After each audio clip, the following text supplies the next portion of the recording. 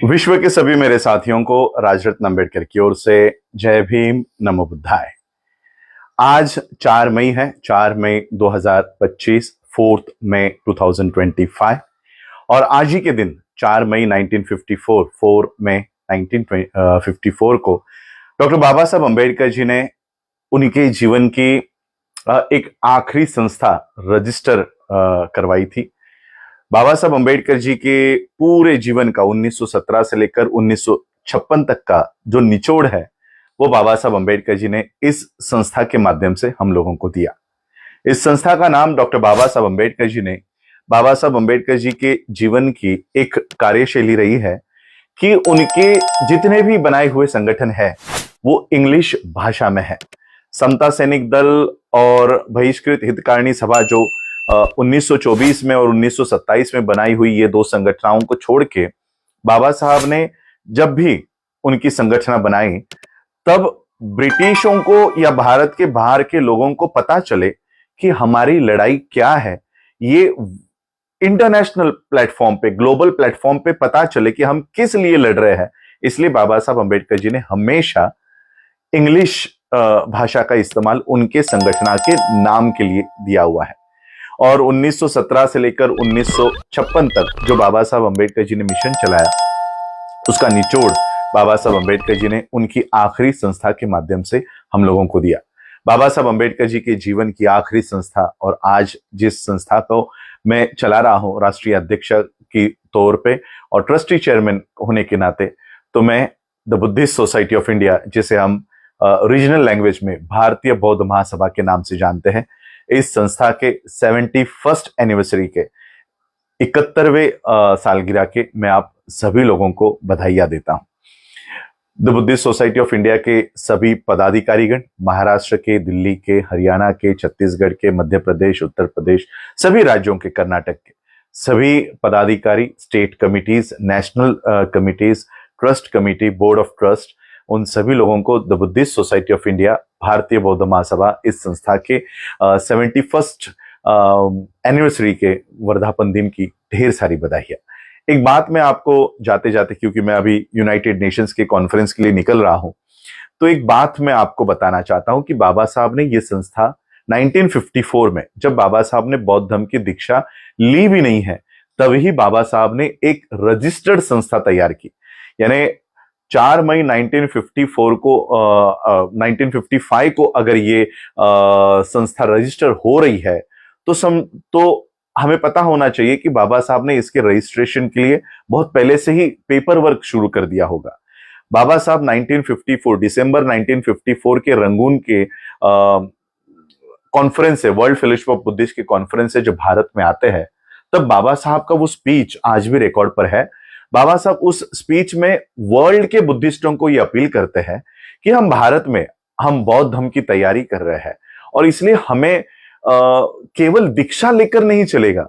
वो दीक्षा, उन लोगों को हमने जो दीक्षा दी है उनको बौद्ध बनाए रखने के लिए एक मैकेनिज्म की जरूरत है, एक यंत्रणा की जरूरत है। और बौद्ध बनाए रखने के लिए केवल दीक्षा काफी नहीं है, तो उसकी बौद्ध धर्म के प्रचार और प्रसार की यूनिवर्सिटीज होनी चाहिए।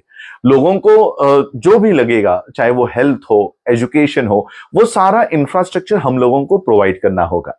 और भारत में हम जो लोग हैं वो इतने कैपेसिटी, हमारी फाइनेंशियल इतनी कैपेसिटी हमारी नहीं है।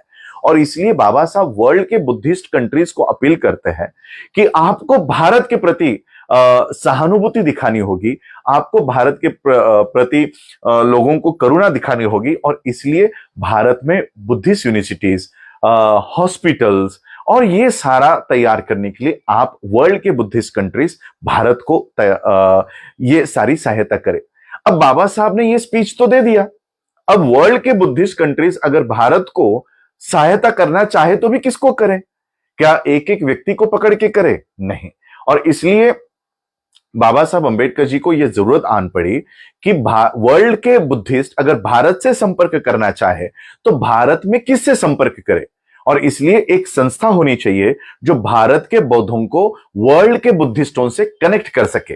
और इसलिए 4 दिसंबर 1954 को जब बाबा साहब भारत में वापस आते हैं, तब बाबा साहब the Buddhist society of India इस नाम से यह संगठन तैयार करने की पूरी पेपर वर्क तैयार करते हैं। और 4 मई 1955, मैंने 1954 पहले बोल दिया गलती से, मैं उसको रेक्टिफाई कर रहा हूं, 4 मई 1955 को यह संस्था का रजिस्ट्रेशन मिला। 4 दिसंबर 1954 को बाबा साहब ने इस संस्था का निर्माण का कार्यक्रम काम शुरू कर दिया था। ये संस्था का मेन उद्देश्य है वर्ल्ड के बुद्धिस्टों को भारत के बुद्धिस्टों से जोड़ना, और इसलिए बाबा साहब ने एक प्लेटफॉर्म तैयार करके दिया।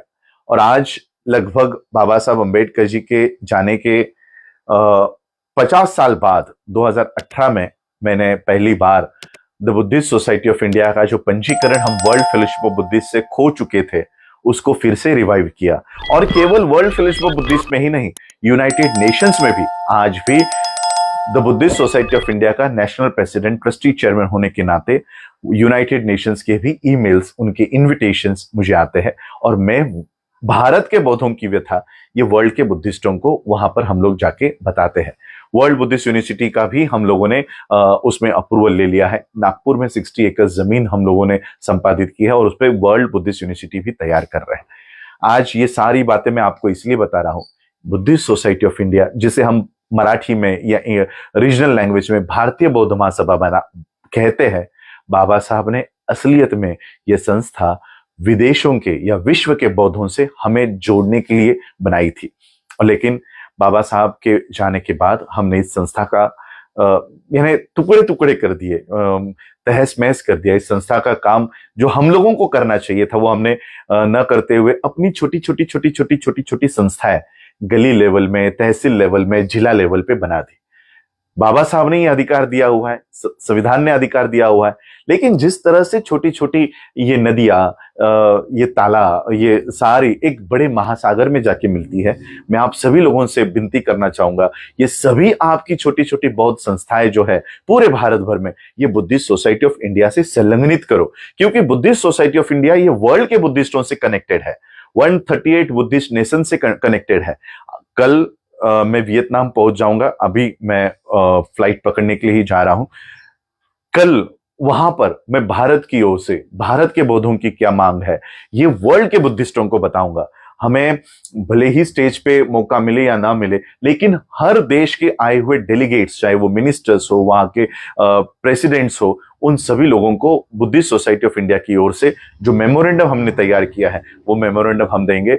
बुद्ध गया का भी जो आंदोलन है वो तो मैंने बहुत पहले ही लेटर लिख के उनको आगाह कर दिया था, वो भी हम वापस वहां पर सभी देशों को इंटरवीन करने की अपील करेंगे। तो यही बात मैं बताने के लिए आज आपके सामने लाइव आया था कि आज बाबा साहब अम्बेडकर जी की the Buddhist society of India, भारतीय बौद्ध महासभा, उनके जीवन की सबसे महत्वपूर्ण, कुछ लोग, मैं उनका नाम नहीं लेना चाहता, बाबा साहब अम्बेडकर जी का मैं मिशन चलाता हूं ये कह कह कर आज संसद में पहुंच गए, लेकिन वही लोग ये दावा करते हैं कि बाबा साहब अम्बेडकर जी के जीवन में एक ही गलती उन्होंने कर दी, और वो गलती थी बौद्ध धर्म की दीक्षा।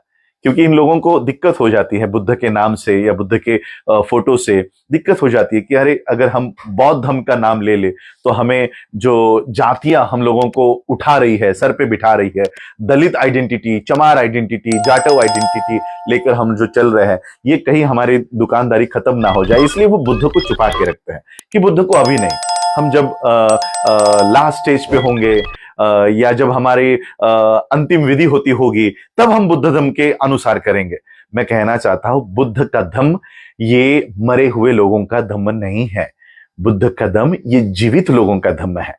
मरने के बाद अंतिम संस्कार अपने बौद्ध धर्म से नहीं किया तो भी चलेगा, नहीं किया तो भी चलेगा, बौद्ध धर्म जीते जी अपनाओ। मरने के बाद आपने अपनाया हुआ बौद्ध धर्म ये किसी काम का नहीं है, ये किसी को प्रेरणा नहीं देगा। और इसलिए मैं इन लोगों को भी अपील करना चाहूंगा कि बाबा साहब के नाम से आज आप लोगों को लोग पहचानते हैं, बाबा साहब का आंदोलन चला रहे हैं, इसलिए लोग अपना पेट काट कर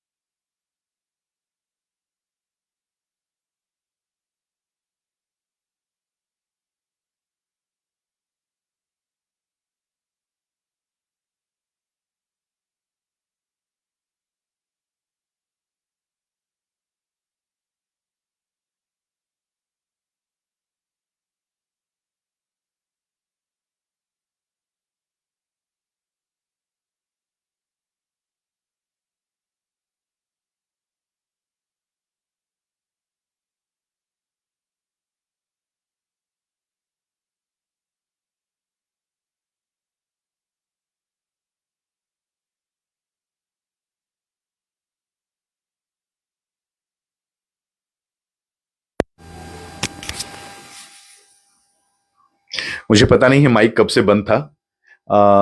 इसका चार्जिंग भी बहुत कम था। मैं फिर कितना बातें रिकॉर्ड हुआ है मुझे भी पता नहीं है। मैं फिर जाते जाते यही कहना चाहूंगा कि बाबा साहब की बुद्धिस्ट सोसाइटी ऑफ इंडिया, ये संस्था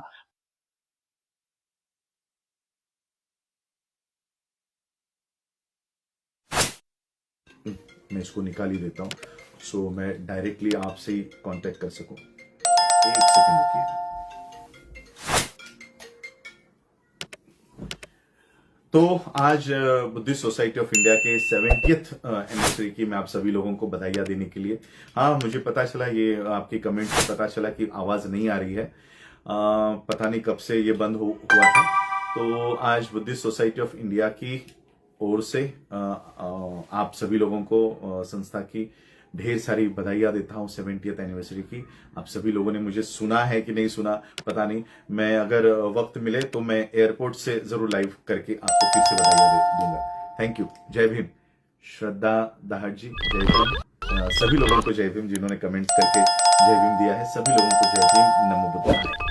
आवाज नहीं, अब मेरी आवाज क्लियर आए इसलिए मैंने फैन एसी वीसी सब ऑफ रखा था, इसलिए पसीना पसीना हो गया, दूसरा कुछ नहीं। Bye, take care.